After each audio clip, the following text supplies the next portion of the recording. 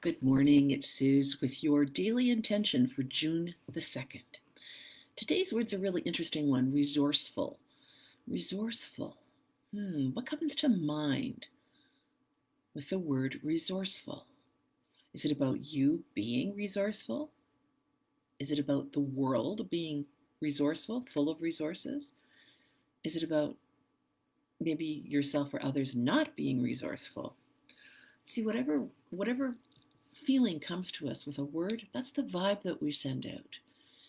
And what I would like to do today is raise the vibe on each of our resourcefulnesses.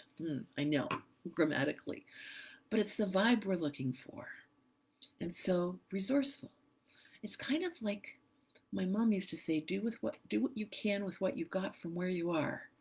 And that's called being resourceful.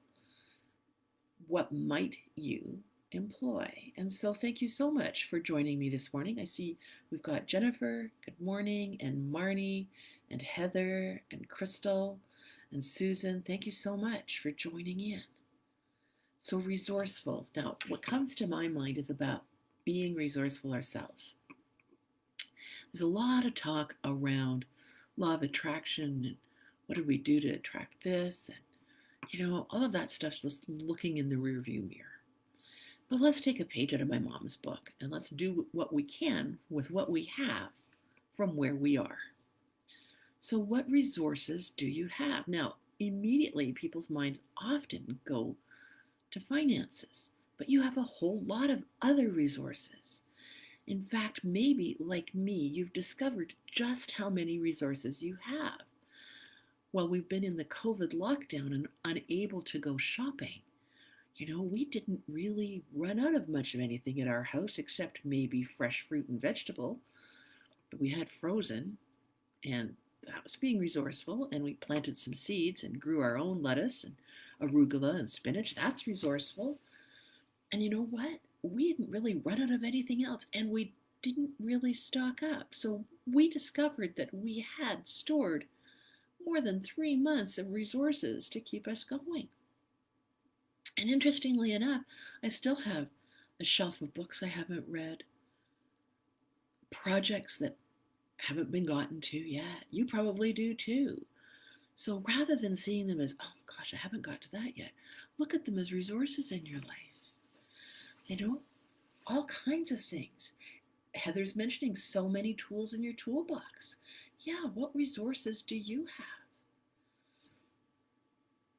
It's a really good question, I think, to ponder on.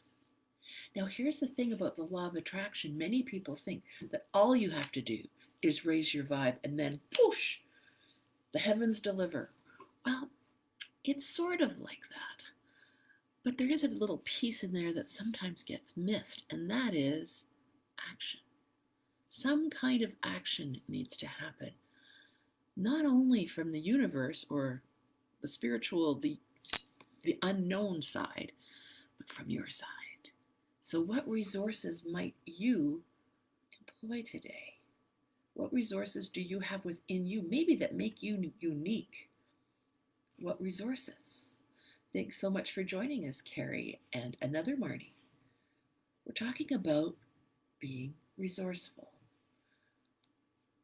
Because you see, what happens is that when you move yourself from here to here, by thinking about how resourceful you are, which will raise your vibe, what will happen is that all of a sudden you have access to other resources. You have access to your intelligence, your creativity.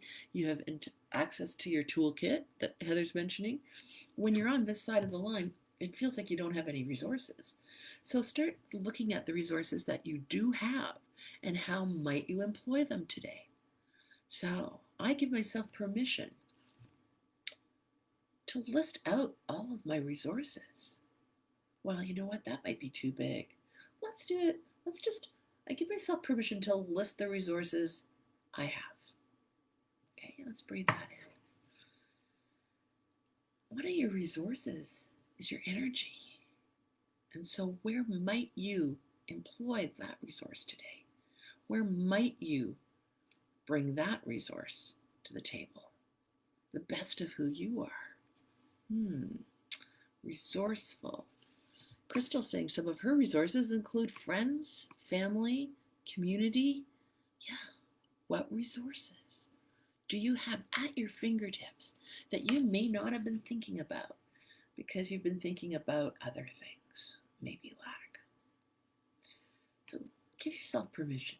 Maybe set 2 or 3 minutes on your timer and list down all of the resources. I mean, I just look around my room in my office.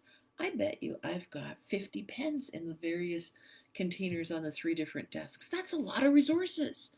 I'm looking right from where I'm sitting. I can see 3 pair of scissors. That's a lot of resources. Resources don't have to be big and huge and come in the thousands of dollars. Do what you can with what you've got from where you are. Used to drive me nuts when Mom would say that, but now I see the wisdom in it. What resources do you have? And then, what actions might you take right from where you are? Not waiting until everything opens up, not waiting and seeing what happens. All the folks that are waiting to see what happens are not bringing their resources to the table, and it's keeping things kind of locked down. Now, I'm not saying you have to go out and start throwing money around, but do bring your resources forward.